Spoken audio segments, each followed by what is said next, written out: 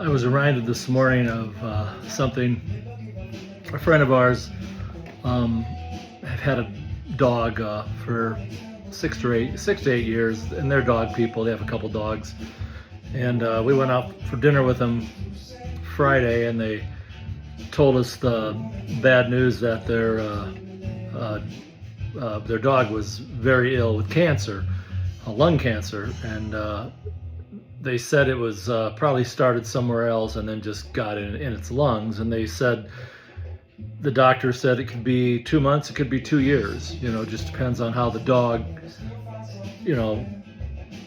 reacts. So yesterday we saw online that the dog had to be put down, and so they did. It couldn't walk very far without getting out of breath, and it fell over, and it was just time.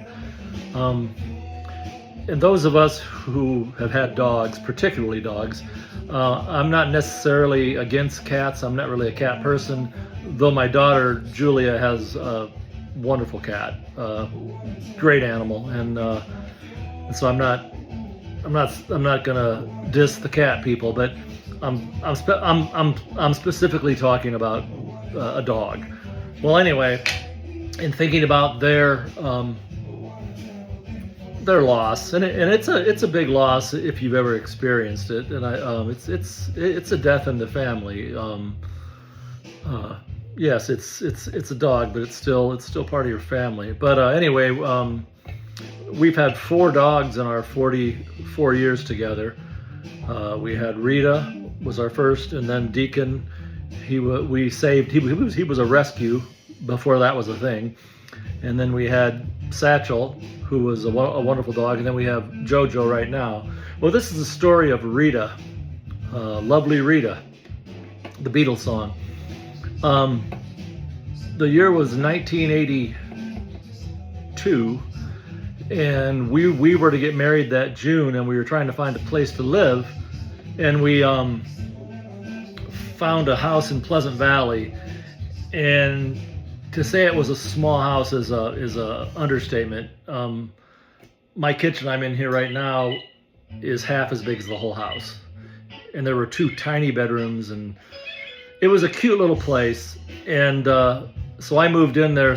I think I moved in there very early spring, and winter maybe. I don't recall that very well.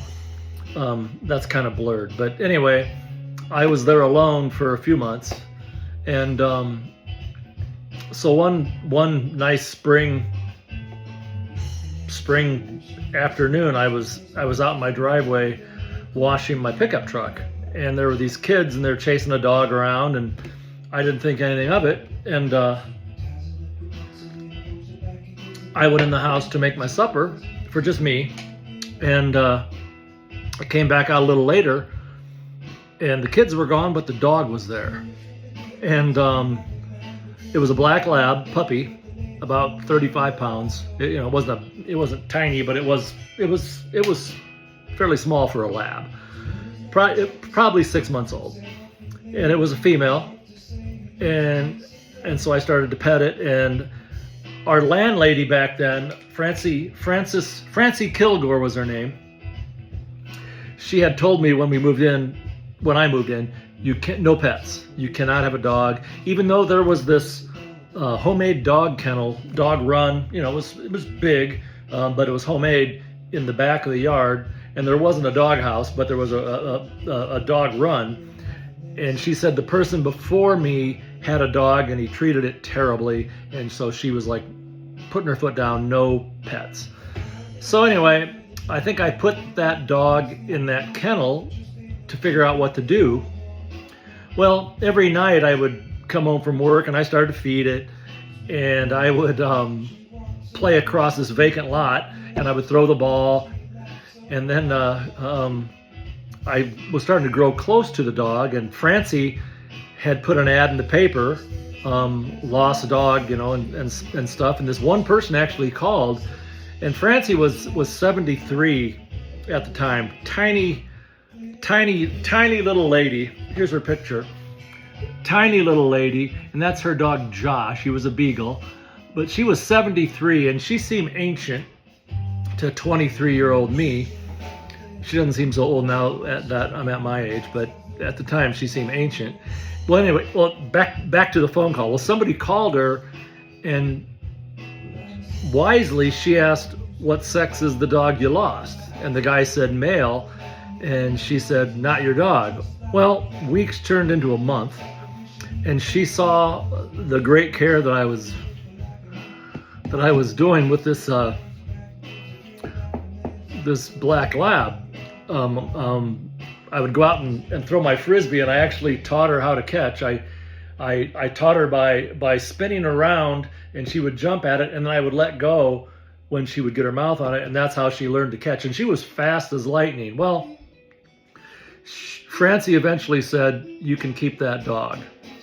And so my friend Mag, who was he was pretty handy, he built a dog house, and it was kind of a cool dog house. It had a hallway, a small hallway, so wind couldn't blow in on her.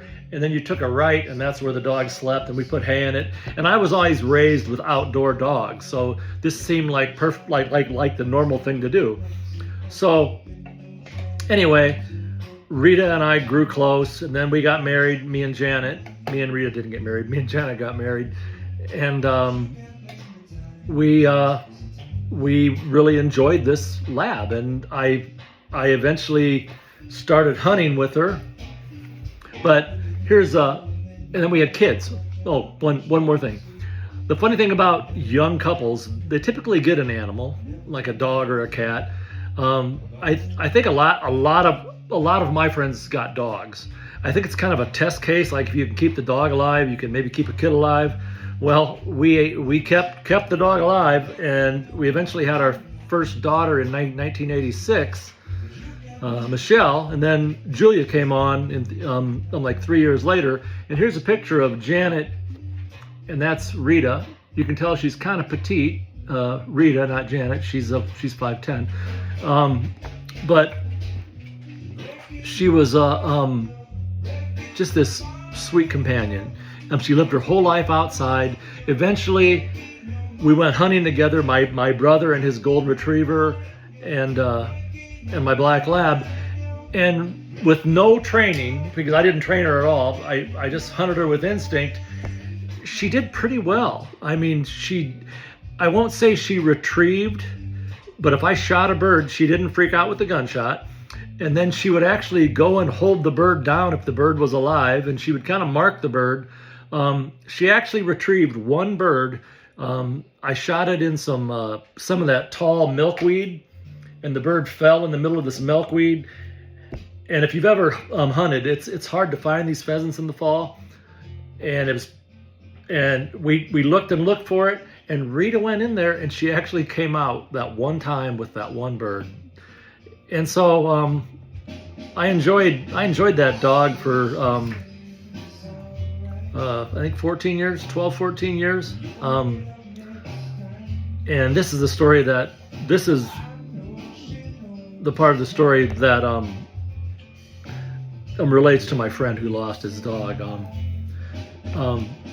We moved to a house in Davenport, and everything was great for years. And then Rita started, her hips started going out on her, and I went to the vet, and they suggested doggy practice, like chiropractics. I didn't do that.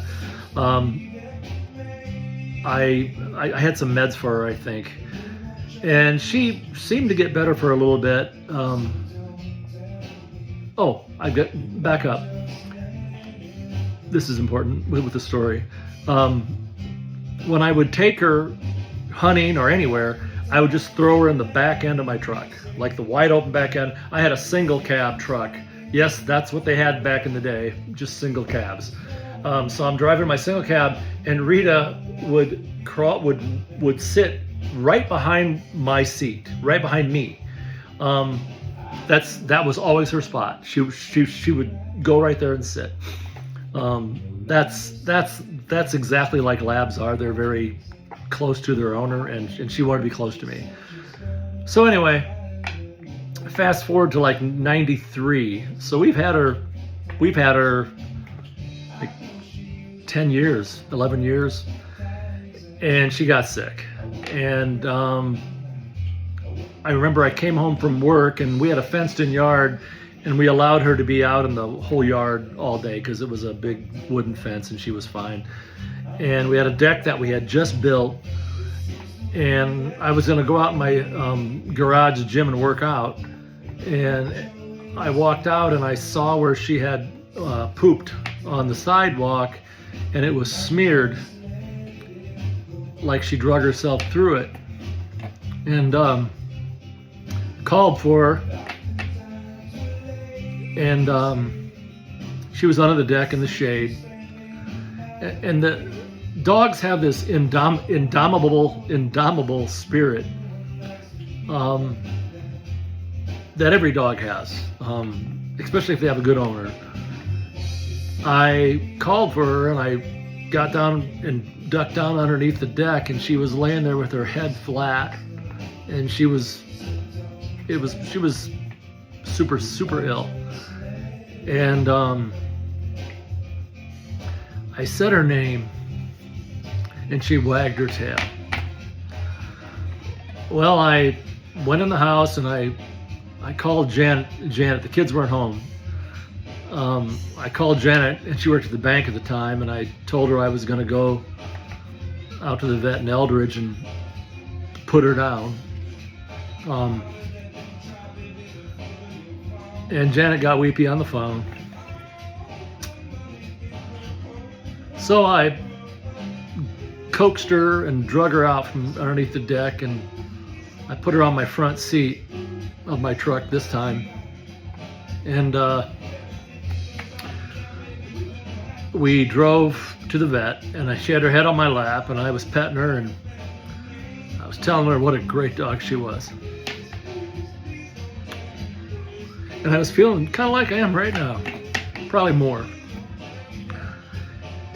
And I got to the vet, and I was really close to super crying, like bawling. And so I carried Rita from my cab and laid her on the tailgate of my truck. I put my tailgate down and I laid her on there. And this part kills me.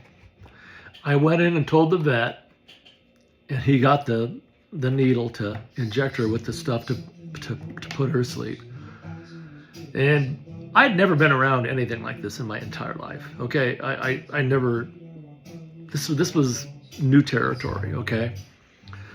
So me and the vet come out, and I go to the back of my truck, and she had drug herself right behind my seat where she always traveled.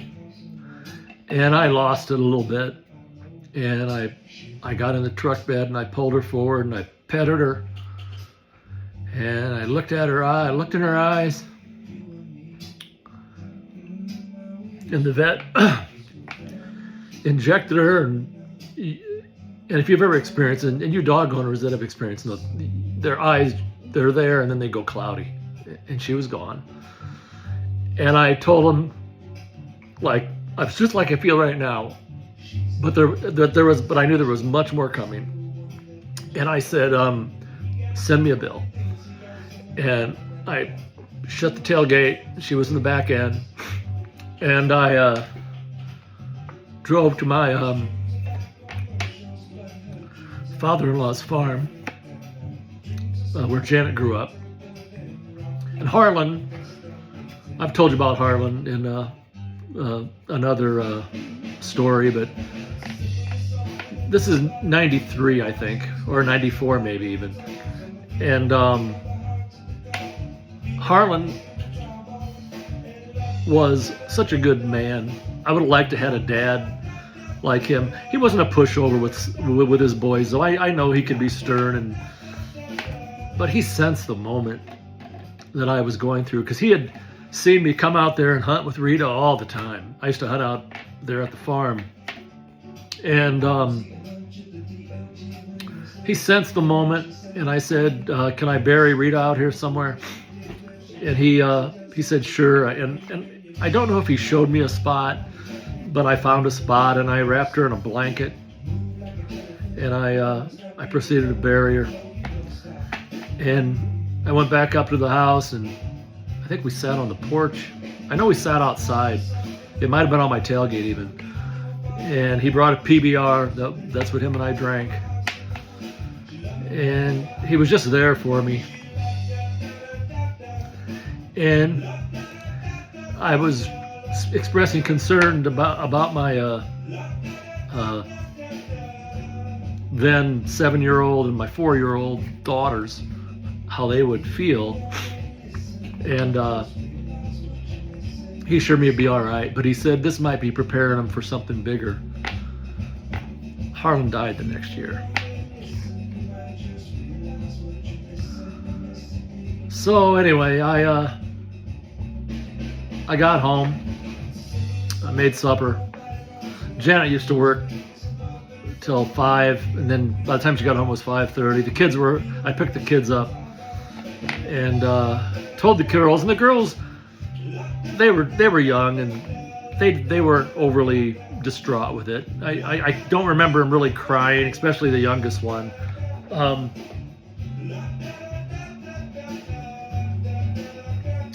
But when Janet got home, the minute our eyes met, we went upstairs in the bedroom and we had this cry together. And then I remember I came down and we were eating supper, and we had a burn pit. It's actually in this photo here. It's in the back there. I don't know why the kitchen chair's out there. But I remember we were sitting there having dinner. Julia's in her high chair. And I said, well, I'll probably burn that old doghouse, because we'd had it, for a dozen years by this time. And when I said that, we both started crying again. But that's the story of Rita Bina, we would call her. And to all those that have experienced that, I know you can relate to me. Dogs, your pets that you've had, like especially if you've had pets throughout your life, like we have, they represent so much. I mean, Rita represents the little house, just me and her, and the adventure of starting a new life, and just the excitement of being 23 and 19, and the passion and the drama and the punched walls and just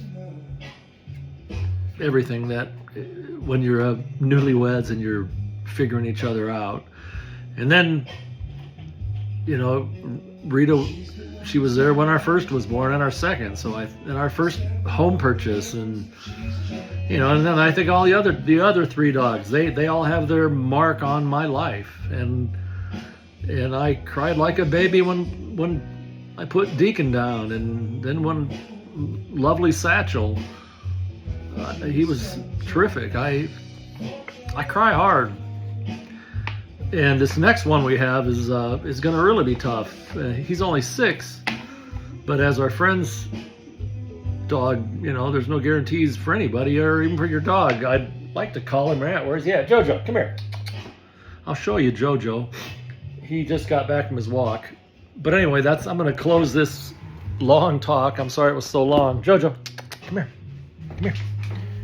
Here's our current boy. Look at this big old boy. He's a big boy. Anyway, that's my story of Rita Bina.